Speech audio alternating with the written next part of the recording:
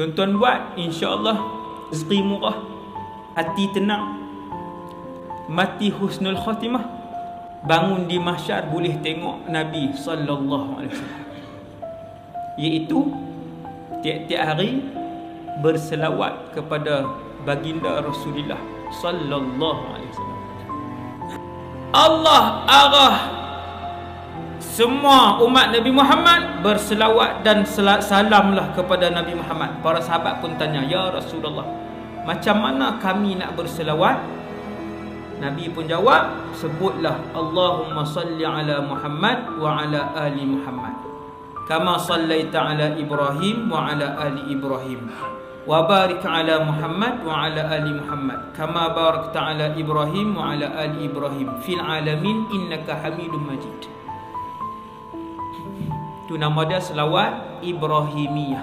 Mana-mana umat kamu yang selawat kepada kamu sekali, Allah selawat kepada orang tu. Subhanallah.